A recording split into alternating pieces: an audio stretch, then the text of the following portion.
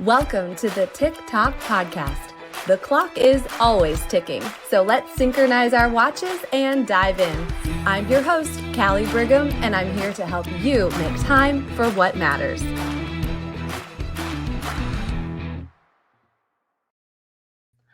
Hey friends, it is Callie here on our TikTok podcast, and it is what I know many of you say is your favorite. It's a Friday feature bonus, and I am here with just one of the most beautiful women inside and out. It's true, Randi.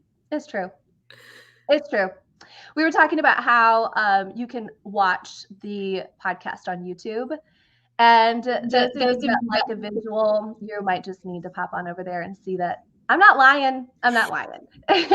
So gorgeous. And I can't wait for all of you to meet this friend of mine, this precious friend of mine. And I'm going to have her share a little bit about her story and why I invited her onto this. I made this list, Randi, initially as I was kicking off this podcast of people that I wanted to have a conversation with. And frankly, I do wish that we were sitting in person together. That would be my preference. But if we can't, being here together and having this chat, I just have such anticipation for it. So real quick, before Randi, I have you just greet the TikTok world.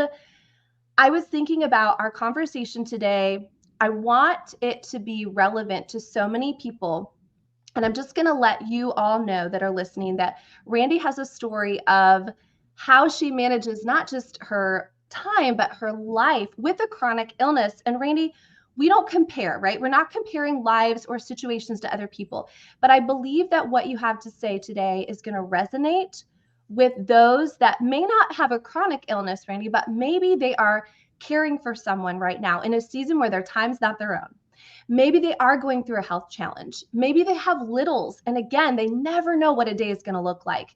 Maybe they are experiencing some type of situation with their mental health. And, there's just days where they just don't feel like getting out of bed. And so I want to set that stage, if that's okay with you, that even though we may not see ourselves exactly in your story, we are going to see ourselves. And this is such an incredible opportunity to raise awareness, but also take it to heart, the things that you have experienced and you're going to teach us. So I know you guys are ready to hear from her. And I asked Randi to share 3 words that describe her. And these are perfect, Randi. So here they are: driven, resilient, and empowering. So TikTok world, meet my friend, Randi Gleason.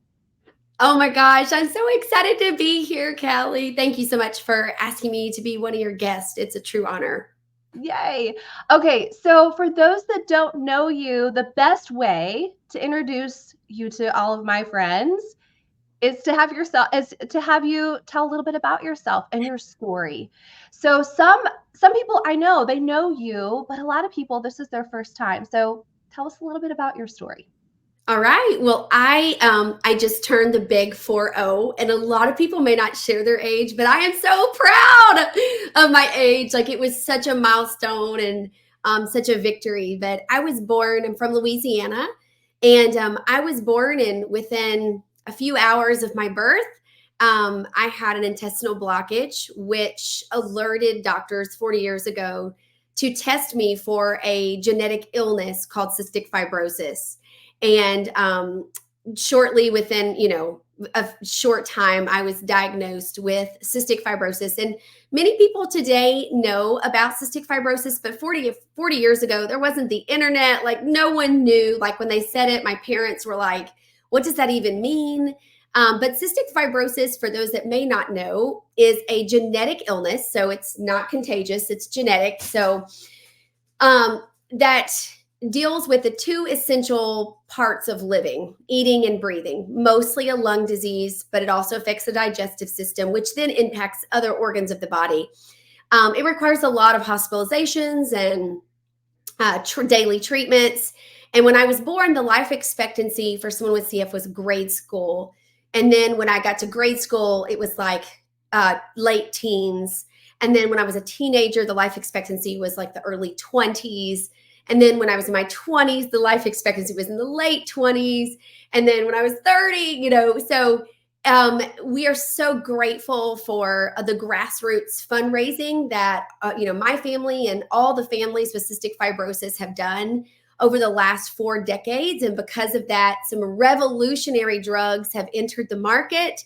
And so we began taking this, what we call our miracle drug, the 2 months before COVID. So however long that was ago.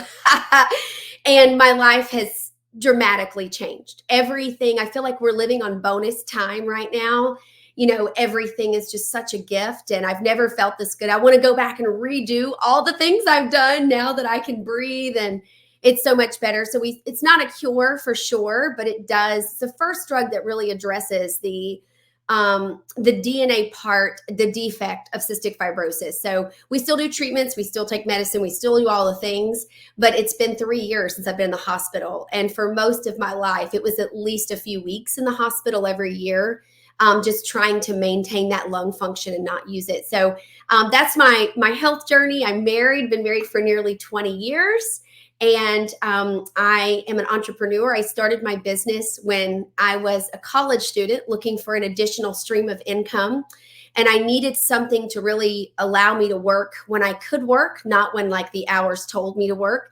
And so I started my business. And then a few months after I started in the corporate world, after my college graduation, I faced a major setback with my health that landed me in the hospital for an extended time. I think it was 45 days. And I had exhausted all my sick leave, my vacation leave. I was in a desperate situation. And I looked through a new lens to see what kind of career could someone like me have. And that's what caused me to really analyze what was most important to me. What did I really need as far as balance? And then I pursued my part-time business full-time, and that's where we are today, 20 years later. A couple things. I remember like it's yesterday, and I guess it was, I don't know, 3.5 years ago, the social media post that you shared, and I think your mom shared, and everyone that cared about you shared about this drug that was something you all had prayed for, I am confident of, believed for, and some incredibly smart and wise and committed scientists and doctors were able to give you and many people in your circumstance. I'll never forget seeing that. Randi, I always like to give our guests a few potential questions that we ask, but as I was listening to you, I thought, boy, I know we're going to talk about how you manage your time in all this, but the bottom line is how precious the gift of every day is. Yeah. And that's, you know that more than almost anybody, right? Yeah. I feel like, so much of what we're going to talk to about today was, it was almost like I had a different life. I felt like the day that I popped that pill, I wanted to do it with my mom because she was with me. She's the reason I was still alive at this age. I mean, she was so committed to my respiratory treatments. I never spent a night in the hospital by myself. I wanted to take that pill with her to honor her. And I felt like from the day that I took that pill, my life was different. And it wasn't just my health was different. I all of a sudden thought, oh my gosh, I may live to like 40. I may live to 50. Like I may live to 60. Like, you know what I mean? Like you just have a different perspective on life, because so much of my 20s and 30s, it was packing in all I could in case I wouldn't be able to later. And of course that possibility is still there. But when you have a bleakness of hope, it just changes so much within us. Well, I tell you what, that it makes me emotional thinking about what you just said. And I feel convicted as to how little I honor the moments that I have. And I don't say that in any kind of judgment on myself, because I have not had that perspective. So thank you for just starting us off with maybe releasing some things that have been stressing us out, or the little things that in reality mean absolutely nothing in the scheme of things, Randi. So I believe you've already shifted So Well, many of and us it's get so that. easy though. It's so easy to fall into that. And I'm grateful my husband is such a like big picture person, and he can snap me out. Like when I'm stressing over something, he can just look at me as like, that really doesn't matter. Like, you know what I mean? He's very good in like the big picture, you know, of when you face a down moment, he can absolutely like put perspective on it to say, oh, you know, so, you know, I think that that's a huge blessing in my life because I can also I get caught up in the little things at times. Okay, so you do it too. You do it too. Yes, yes. You know, I heard somebody say that if it's not going to matter in 5 years, then why are we making it matter now? And the truth is, we're not promised that we'll be here in 5 years. None of us are. So, all right, now that we've set the stage, and I know everyone is just falling in love with you, like I did for the first moment that I met you. The reality is, as you mentioned, that have been seasons in your life, and we are believing that those are in the past for you, but you do understand what it's like when you've got something that does impact your daily routine, Mhm. when you might have your time not being your own because you are needing to either, you know, COVID was no different for you. There was times when you couldn't be around people or you didn't have the energy. So tell us a little bit about how that impacts your daily routine, what that means for you when it comes to your time. Yeah. So, growing up, you know, every day started with an hour long respiratory treatment, and then, you know, of course, like the oral medications. But then every night ended with an hour long respiratory treatment, and so it was kind of like your bookends of your day. And when I went to college and then graduated college, that pace continued, and so all of a sudden, I was forced with getting up in the dark, 5 a.m., doing respiratory treatments, and then working all day like everyone else, coming home with normal adult responsibilities, and then crashing at night doing respiratory treatments. And my body began to wear thin and my lung function was dropping. And what I realized was I had to get a grasp on energy management. So some people look at time management. I had to figure out energy management. What's most important for me to do with the energy that I have. And so at that point, first priority was, of course, respiratory treatments, all that was required, having sterilized nebulizers, fighting with insurance companies, all the things. And then, of course, next part was my job, right? I had a career at that time. I was the director of marketing for a hospital. So that was the next thing of energy management. And the last part was what was left over. And that's what my family, my husband got, you know? So that was kind of what I juggled for quite a while.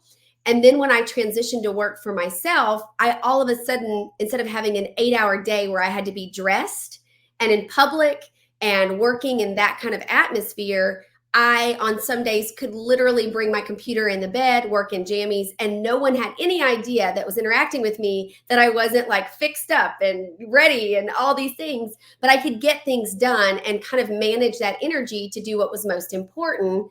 And then as I got a little bit older, I began to realize that what was most important for my energy is that I show up for my health first, because without that, I wasn't going to be above ground. But secondly, my family should get that next best energy. And then my career should get that next best energy. So I think it was kind of an evolution of energy management and to understand not just priorities of what's important, but what gets my energy. Now, post miracle pill, because I don't wake up every morning feeling like I need oxygen or I have an elephant on my chest, all of a sudden I wake up and I feel good. I mean, maybe not like normal human good, but for me, it feels amazing. And so now it's priority management. You know, I don't really have to manage my energy as much, but it's the priorities of what's most important. I've not been, I don't consider myself someone that excels in time management. In other words, time blocking and things like that has always been very challenging for me. Like I remember in my 20s feeling like a complete failure because I had so many planners, Callie. I had every planner under the sun. If somebody sold a planner, I bought it. I have a whole closet. I can't tell you how many times I've said time management is not the perfect planner because half the time you don't use it or you don't know where it is, or you start off on January 1st with, you know, pretty pens and colors and stickers. And then 2 days later, you feel defeated and you're like, I'm a loser. Yeah. And some people do very well. Their brains do very well with like 30-minute time blocks or 15-minute time blocks, whatever. And I wish I could do that. And I've tried. Trust me, I have a closet full of planners to prove it. But you have to learn yourself. And for me, I had to learn it's best for me just to do a brain dump and write down all my priorities and then categorize those priorities of importance. And then that's how I roll. So like, we'll get into this, I'm sure, in the future. But I mean, I have a very elementary system, but what's most important is that we all have to learn ourselves, and to thine own self be true. And what really works for you in your efficiency may not work for the person next to you. But at the end of the day, it's your task, your goals, your dreams, and you have to figure out what works for you.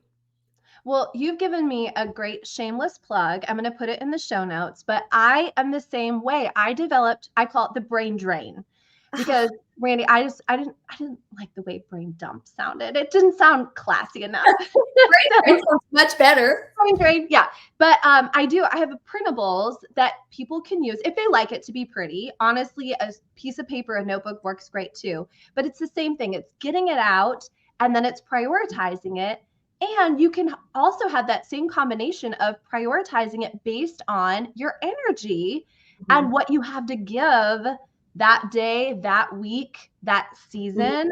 I'm so with you on that. Okay, so it was a transfer first of being true to yourself with your energy.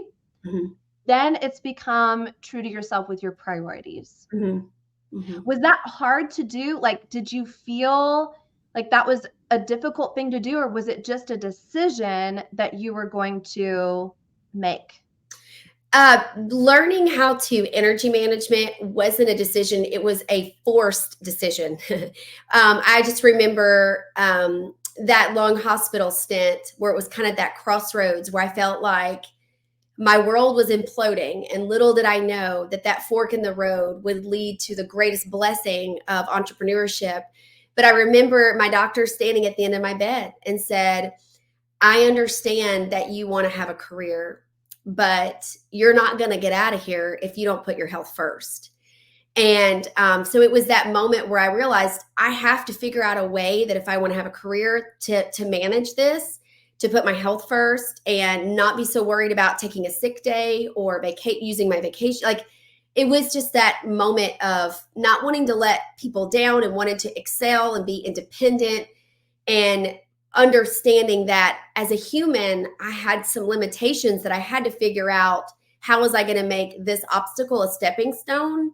And so that was a forced moment, like a do or die. You've got to manage your energy. And then after I started taking the miracle pill, I got to be honest, I was like, holy cow, I can breathe. I have energy. Let's do this. Let's do that. And so I kind of got off base a little bit with what I was doing in a day. So it was like, okay, I need to realign. What are my priorities? What's most important to me? Let's manage this. So I love that. And, many of us do not come across that crossroads where it is a forced decision, but the reality is that so many batteries are drained on women that if they're not careful, it does affect their short-term health, their long-term health, their mental health, their capacity to serve their family or to be who they need to be for themselves. I've seen it time and time again. So we don't have to get to that desperate point, Randi. We can make that decision today. Today could be the day. We prayed right before we started doing our chat. And if even one woman hears that and says, I'm not going to wait to get to that point, today's the day. Trust me, you do not want 30 days in the slammer. It's not glamorous. Well, I'm sure you made it look pretty cute, but you're right. You're absolutely right. Glamorous. So you've talked about your mom, you've talked about your husband. They are obvious support systems for you. And I love how you honor them. That is definitely a huge part of, I know, again, why you are where you are in this life. So tell us a little bit about your husband. Also has a unique job. This definitely plays into some time management that you need. And just so everybody knows, Randi is a top leader in a direct sales company, the #1 actual skincare and color cosmetics indirect sales in the world, Mary Kay Cosmetics. So you've got that. Your husband, tell everybody what he does. And so now you've got an extra little added opportunity Yep. for some time management here. Yes. So, I think when you're young, and we got married, we were 21, but we knew each other since we were in high school. We dated all during college. And I think whenever you have someone that has a life expectancy that's short, that you really don't know how much time you're going to have with them, I think that it kind of kicks you in the rear to do the things that maybe someone else might put off. And I think that cystic fibrosis was, while many people may feel a terminal illness is a death sentence and negative and the hard thing, I think that you can also see that something like that inspires you to be your best right now, inspires you to chase your dreams when it could be easily put off. And so my husband, when we graduated, back then, I know it sounds like a long time ago, but it was just 20 years ago. You couldn't get health insurance for somebody if you had like an illness like cystic fibrosis. So my mom was a teacher, dad bus driver. They did anything they could for me to have state insurance, health insurance for meds. And whenever my husband graduated college with a business degree, we had to figure out what was I going to do for insurance, and we needed to stay on that state insurance. So he became a business teacher and a coach. And so he did that for, I guess, 8 years. And he was great at it. The students loved him. But deep inside, he wanted to be an entrepreneur. He wanted to have his own business. And so it was during that time that it opened up where you could have a pre-existing condition and buy health insurance. And so that was the catalyst where I used my business to afford it because he was a teacher. And that would allow me to get off of his insurance, have my own, and he could pursue his dream. So we live on Toledo Bend Lake, which is one of the largest man-made reservoirs in the nation. We love it so much. And we didn't then, but we were near it. And he wanted to be a fishing guide. So back then I'm like, people will pay you to go fishing? Like, I don't get it. And he's like, yeah, they do that. And I'm like, are you serious? And so I literally said, you have 1 year where I know my business can handle things, and you pursue that dream. And in 1 year, we'll reevaluate. And within about 4 months, he had matched his income and built his business. And then, so he was a fishing guide for about, I guess, 8 to 10 years. And then the desire to become a professional fisherman, like competing in tournaments nationwide and things like that, was something he was pursuing. And then that evolved and happened. And so I guess he qualified for the first pro tour 4 years ago. And so we travel in our RV about 6 to 8 months a year. 1 year we did 10 months. And so, yeah, so we look like a traveling circus. I'm towing the fifth wheel and he's towing his bass boat. And it's just so amazing because, Callie, before this, we didn't travel too much. The only travel that I did was to our conferences. We didn't travel because I felt tethered to my cystic fibrosis medical team. I felt like literally I could envision a tether from me to them. And when I traveled, I thought, how far am I away from them? Something happens. How quickly can I get back to them? Because as we age with cystic fibrosis, there's a lot of deterioration that causes some urgent issues that can be very, very scary. And so when this miracle drug came out, I mean, it's like I can travel and I have the confidence to travel and to leave and not feel that tether. And so we travel all over the USA, from the Canadian border to South Florida to Wisconsin and South Dakota. So, and I just take my business on the road and the dogs, and we just roll out. I'm going to need you to make sure that he's got some kind of tournament in the Gulf Coast of Florida pretty soon, because I need y'all to roll in. I've got a big kind of cul-de-sac, so you can just yay! We'll dock, and your neighbors will just report us to the HOA. Oh, it's okay. We'll just they won't notice, right? What a great additional point. The beginning of our conversation, we talked about the preciousness of life. Now we're talking about the choices that some people take a lifetime to make, and then maybe it's too late, right? Yeah. No regrets, no what ifs, and Mhm. going for it. Now you did it though with foresight. You said, okay, we've got this amount of time. We're going to give it. It wasn't just let's completely take every risk. You really had some kind of guardrails there in place to do it, but you still did it. And now here you are, both pursuing your passions, both being able to do that. So tell me, I know you've got your little, we've changed it to a brain drain now. So you've got your brain drain that you write out. Are there any other time management tools that you use now that everybody knows not only are you this amazing warrior with your health, not only do you have your own business, but so does your husband. You're on the road. Tell us any other thoughts that you have that have allowed you to make the most of your time. So I think one of the things that I do, and I just have my daily notebook because I'm just so sophisticated. So I literally just use spiral bound notebooks. That's just what is easy and accessible. Of course, you got to get them cute. You got to get the cute ones. Anyway, but for me, what's the most simple is the night before I go to bed, I write down all the priorities for the next day. Throughout the day, I'm adding to it. And then if it feels too overwhelming, then I'll rip that page out and then rewrite it in chronological order. Like if something has to be done at certain times, so I'll just rewrite it in chronological order. And look, you can see how sophisticated. I mix those up. I thought of something that needed to be done first, so I just changed the number. Okay, so sophisticated.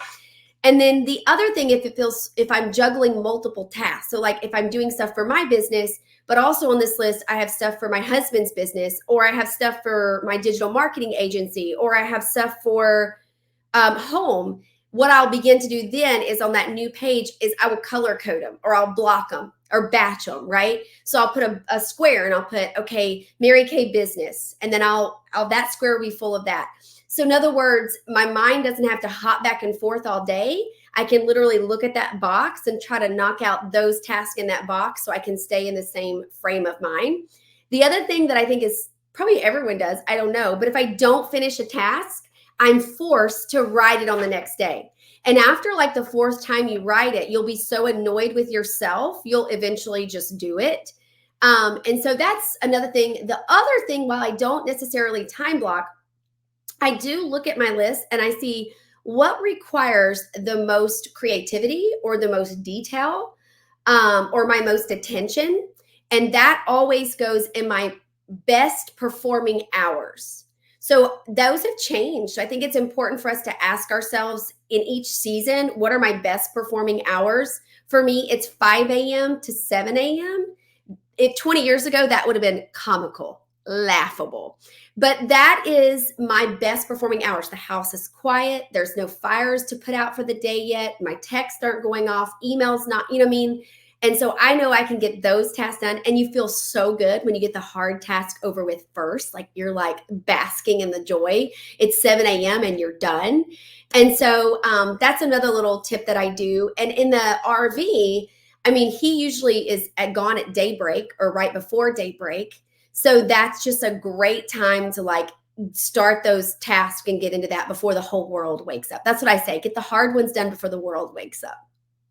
Get the hard ones. Okay, that one's going to make a quote on here. Get the hard ones done before the world wakes up. That is so true. And you never know what the day is going to bring. So if you'll go ahead and knock it out, then if your day does go sideways or things do happen or the internet goes out or, which I'm sure has happened to you as you've been on the road, right? Countless times but you got the hard stuff done. Randi, one of the things I tell people too is that there's a lie that it will be easier tomorrow. It's never easier tomorrow. Correct. It's never. It's and I can in this moment. Hard lessons in that, back before my miracle pill, I would put things off. Like I would say, okay, well, I really don't have to do that task now. I can wait and do that task, on this date, or look at my calendars. I have plenty of time. And then I would have an exacerbation, have to go in the hospital.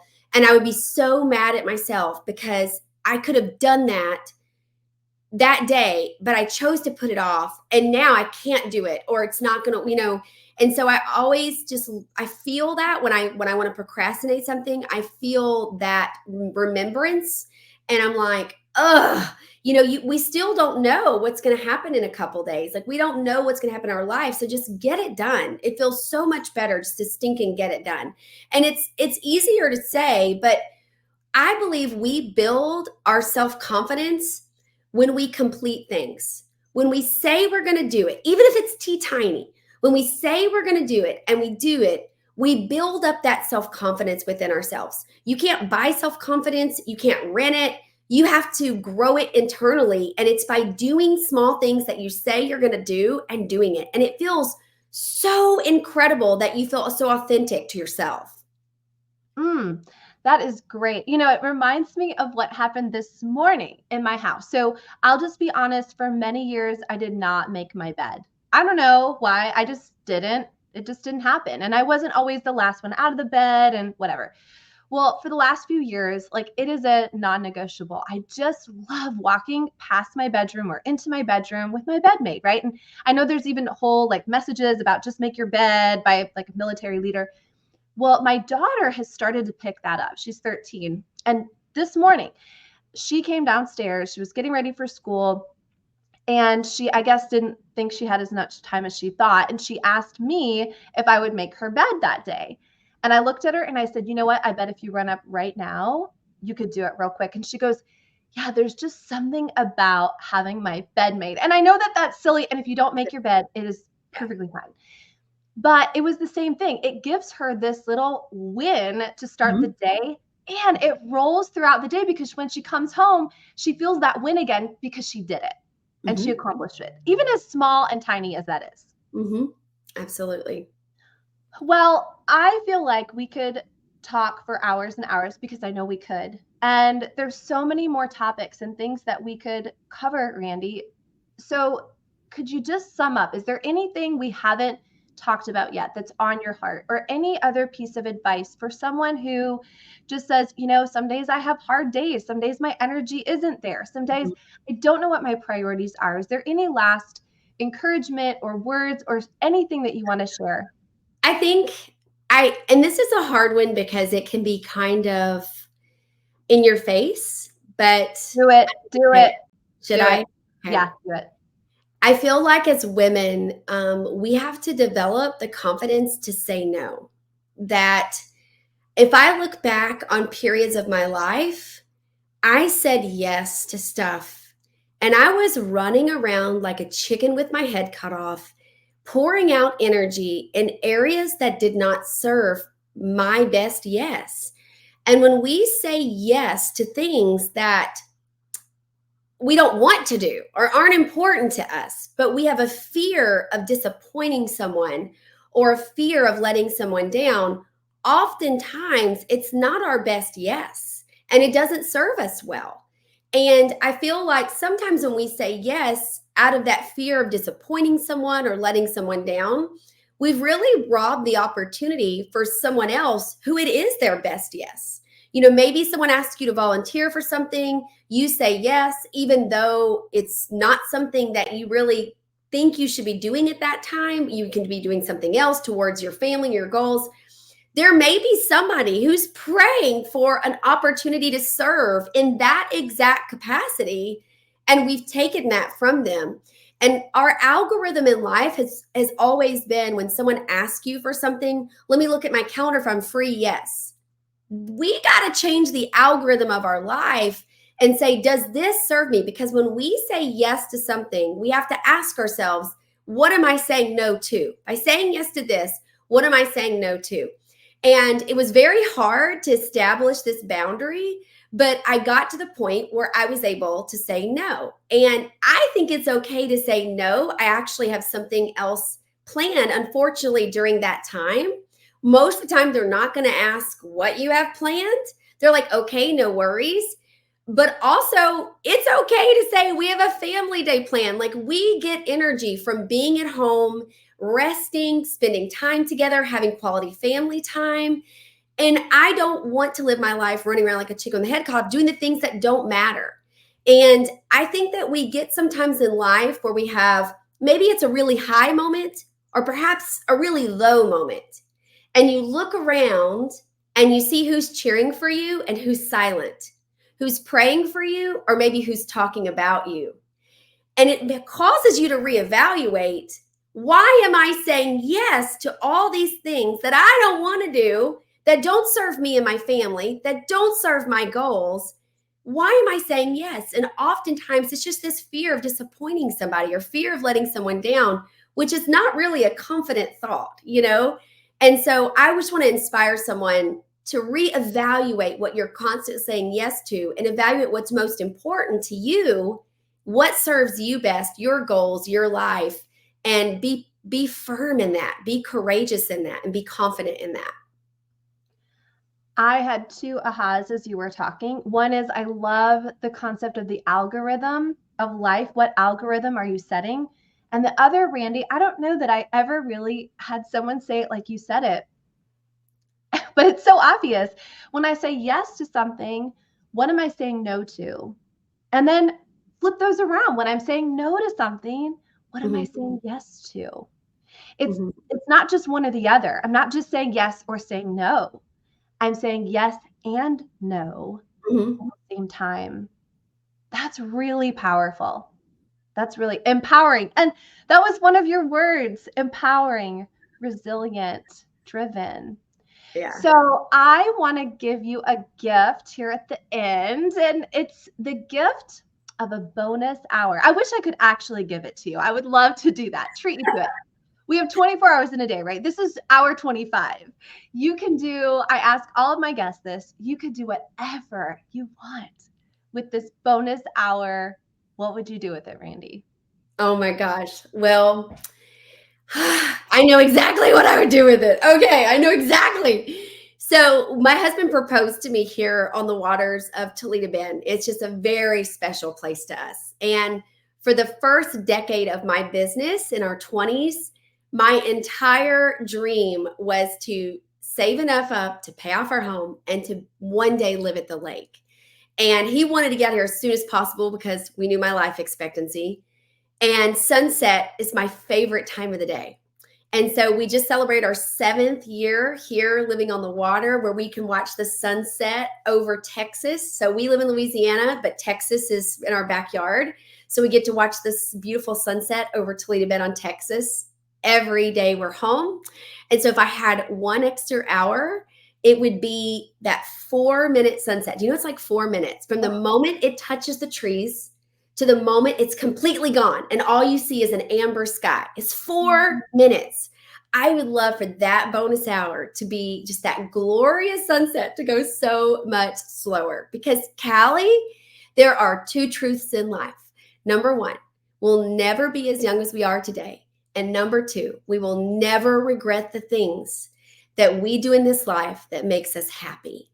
That our life and our time here on earth is going to pass so quickly. So we have to harness every day and not waste another day.